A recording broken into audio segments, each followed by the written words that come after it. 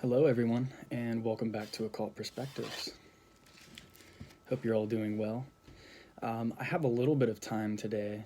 I work at Kroger, and I'm going to transfer to a new store, a store that's closer to me. So instead of a 25-minute drive, it's going to be a 5-minute drive. So that's going to make things a lot easier. That's going to free up some money for me, saving on gas and having more time to utilize. So it's going to be helpful in a lot of ways, I think. So wish me luck on that. For now, since I'm probably only going to make this video about 20 minutes or so at the most, we already covered the elemental archangels: Raphael, Gabriel, Michael, Uriel, Metatron, and Sandalphon. Now we're going to move to the Archangels of the Tree of Life. Damien has a little bit of information in here before we actually get to the Archangels of the Tree of Life. Something I did want to mention before starting this video is that I was talking a little bit in a couple of the Archangel videos and maybe some of the other videos about Damien.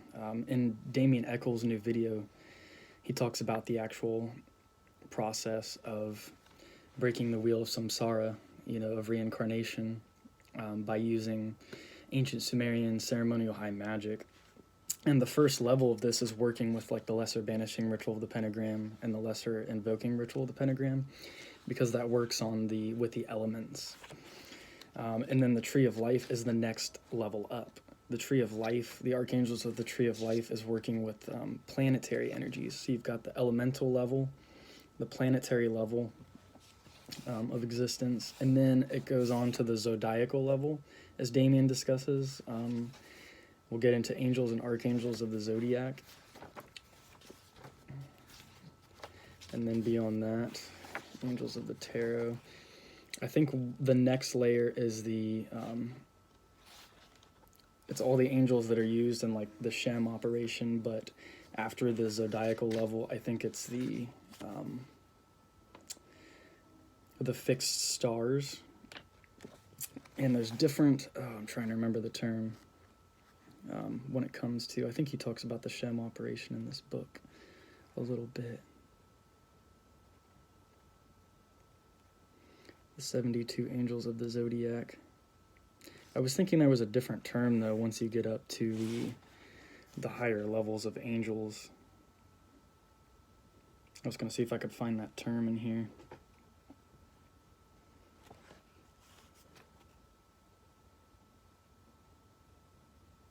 Anyway, the deacons. I think the deacons are maybe above the zodiacal level. I may be getting that confused. Because I'm not really adept in that information yet, but just working with the different layers. But for now, what's important is that we are working with the Archangels of the Tree of Life, which is the next step up, which is planetary energies. And there's a planet associated with each Sephiroth on the Tree of Life. Of course, Crown, Kether, or the Crown, is the fiery heavens, or the primum mobile.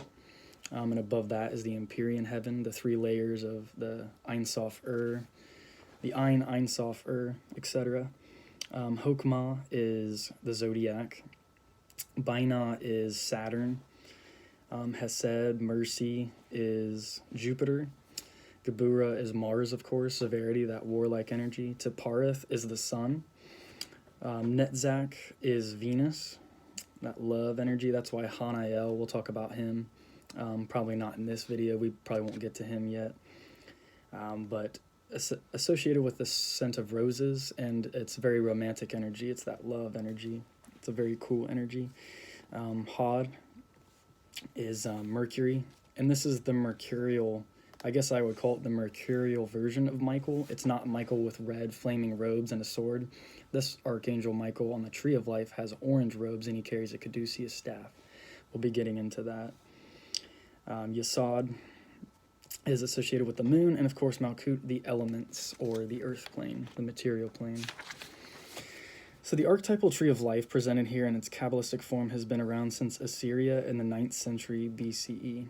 In ceremonial magic, one way to view the tree of life is a metaphor for the human nervous system. Corresponds with the 3 levels of existence. The branches that reach into the heavens are the brain's neural pathways. The roots in the underworld correlate to the nerves emanating from the spinal column, and the worldly trunk is the spine itself. That's an interesting analogy. One reason why various forms of meditation encourage you to keep your back straight. And that's so true because we've talked about this before, posture. It allows the kundalini energy to rise. And you actually start to feel that energy come out the top of your head. And you have to learn how to channel this energy in like a productive way because it's often a little overwhelming if you're not used to it. Let's see if there's anything else important here about angels. It's just talking a little bit about the tree of life itself there. We cover the tree of life pretty extensively on this channel. Some version of the tree of life plays a major role in most of the world's spiritual traditions. The Buddha attains his enlightenment under the Bodhi tree. The Druids considered trees extremely sacred. In fact, the word druid means one who holds the knowledge of the trees. I did not know that. And of course, Hollywood. That whole idea, the wood of the holly tree comes from the Druids. They talk about Odin hung upon Yggdrasil. I'm not sure how you pronounce that. So there's various, stories of masters or, deities having these stories with trees in them. Sometimes when you look up the tree of life, you get just like a really kind of cliche picture of the tree of life. It's not like a Kabbalistic diagram or anything like that. It's really the Kabbalistic diagram that we're looking for the purposes of, the archangels and such. Working with the archangels of the tree of life has been my favorite magic for years now. When it comes to manifesting, nothing has come close to the success rate I have when invoking these energies. They quickly carry out the tasks given to them, and working with them brings a tremendous amount of joy and wonder. It says Damien's self-criticizing thoughts became fainter and less frequent, less fear, etc. Unlike the archangels of the elements who resemble general practitioners, these archangels are more like specialists in their given fields. When you really want to narrow the focus of your magic, these are the energies to invoke, and we'll go over how to do so later in part 2. So we'll definitely have to be getting into that a little bit and reviewing that, because that is important. One thing you'll probably notice right away is that some of these archangels share names with the elemental archangels. For example, Raphael of Taparith and Michael of Hod, which we were just discussing, as the differences of those two. Sometimes my suggested visualizations have them appearing quite differently. The reason for this is simple: they're not the same archangels. We might call them by the same name, title, but only in the way that many unrelated people can share the same first or last names. Interesting. All right. The way that I kind of invoke, I don't know if invoking would really be the correct term, but the way that I call the energies of the archangels forth is as I'm doing the middle pillar ritual. As I'm working from Kether, A, you vibrate A, hey, yay. 3 times, 7 times, like power numbers, were the best. You pull the energy down. Well, I have the energy come down to the left hemisphere of the brain, which is correlated with Hokmah, wisdom, and this is Raziel, I envision there, and then to the energy moves, the pathway moves to the right hemisphere of the brain, which is Binah, intelligence, or understanding, and Zofkiel, and move down, and then you go to the throat, which is, you vibrate the name Yod He Vav He Elohim, 3, 5, 7 times, and then you say the Enochian angel name that corresponds with that. Then move down to the left shoulder, Zadkiel, Kamael. I'm not quite sure how to pronounce that. I've been saying Kamael. It sounds best. And then moving down to Taparith, the heart center. But you have this continuous beam moving down the center, as well as as well as I visualize the archangels, around me, as if it's this tree of life, contained on the body. That's how I do the exercises for now. We'll get into later on how Damien recommends going into those.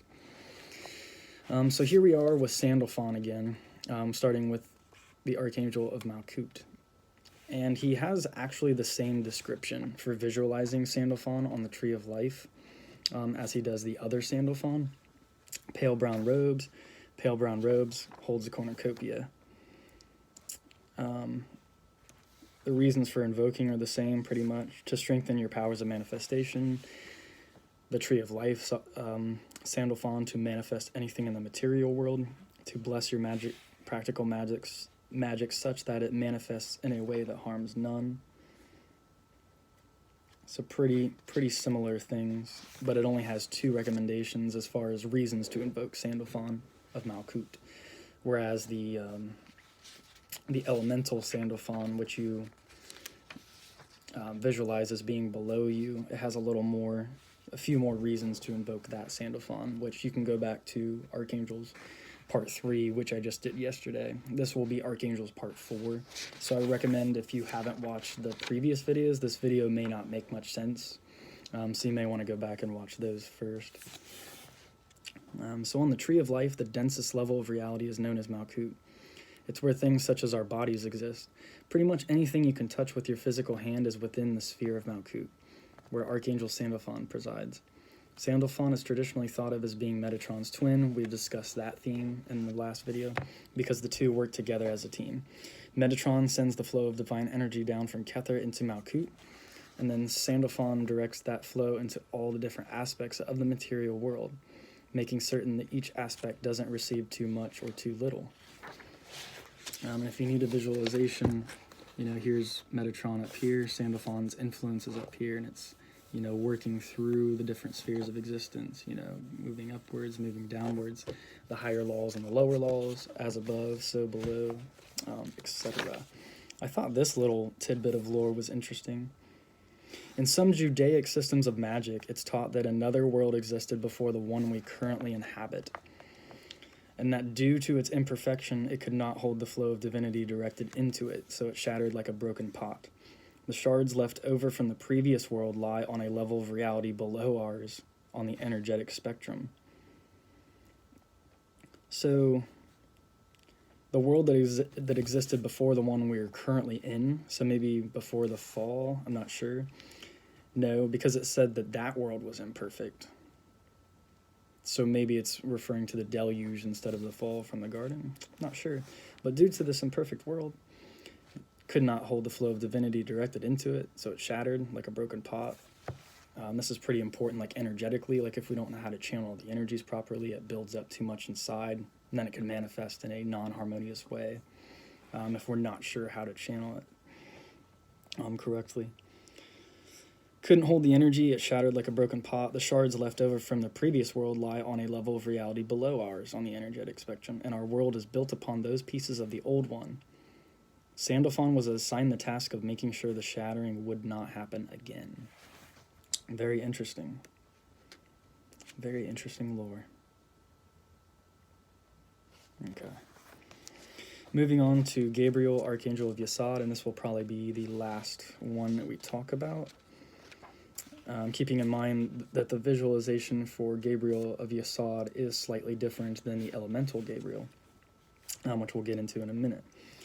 The next sphere situated directly above Malkut on the Tree of Life is Yasad. The name Yasad means roughly foundation, the level of reality upon which the physical world is built. All that exists in the material realm first took shape on the astral level of reality, so it moved from the astral to the physical. And I think maybe some of you Masons out there may find some significance in this. The name Yasad means roughly foundation, the level of reality upon which the physical world is built. Some key terms in there. Maybe think about the senior warden's position too, and what he represents: stability. All that exists in the material realm, also the direction of the senior warden and a Masonic lodge is in the west, which is associated not with the Tree of Life Gabriel, but with the elemental Gabriel. All that exists in the material realm first took shape on the astral level of reality, which is what Yasad is. The intelligence that manifests the strongest at this level is Archangel Gabriel. Although different from the Gabriel of the elemental set of archangels, there are several similarities. For example, this Gabriel also rules the realm of our intuition and psychic perception, so they're both equated with Yasad. Gabriel is also the archangel of the moon, and much as the moon exerts a pull on the tides in the physical world, it also exerts an influence on the ebb and flow of etheric energy within the astral plane. So think about water a lot, you know, when you're sending out certain energies, your subconscious mind, dreams and all that, it's very much equated to water rather than like fire or one of the other elements. For this reason, magic for prosperity and growth is traditionally done when the moon is full, because that's when the tide of etheric energy is at its peak, you know, it has built itself up. And I hear from a lot of people it's best to do like full moon rituals like right before the full moon hits, like not when it's at 100%, but at like 99.5, like right as it's still momentumly, like, you know, it's moving into the full moon. I always thought that was a cool little tidbit of information.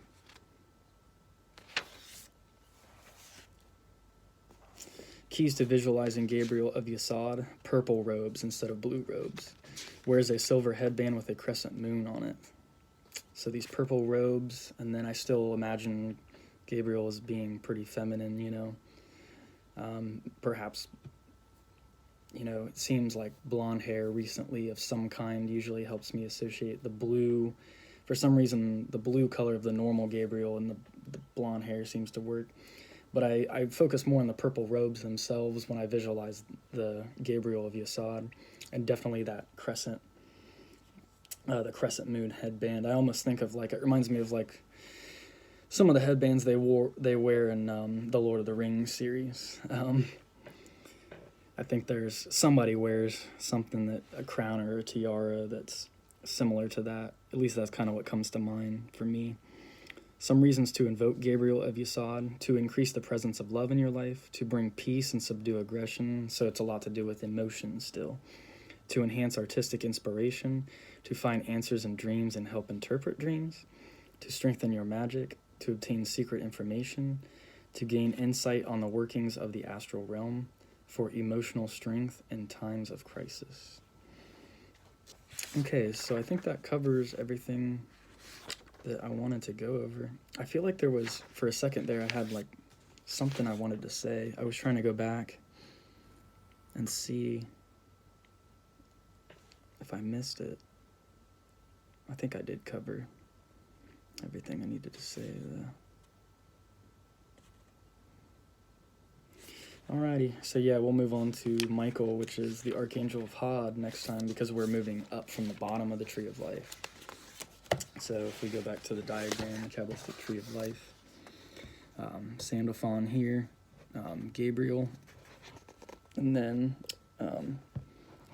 this is if you're looking at the Tree of Life, this diagram here, not as if you're behind it. So if you were actually, because Hokmah would be on the left-hand side if the Tree of Life is like, if you're facing away from it, but if you're looking at it, you're going to go up to the left-hand side, which is Hod, and then across. So to Netzach, and we'll cover Archangel Michael of Hod next time.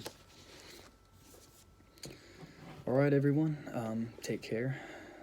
If you like my videos, please subscribe. I've seen that we have quite a few subscribers now. That's super awesome. It's very humbling that people, you know, actually check in on these videos, and hopefully you get something you're still getting something from these videos, and just keep doing you and stay on the path, and spread light, spread love, spread peace and tranquility, and we are manifesting heaven as we speak. It is done. So, all right, everyone, peace and blessings, and take care.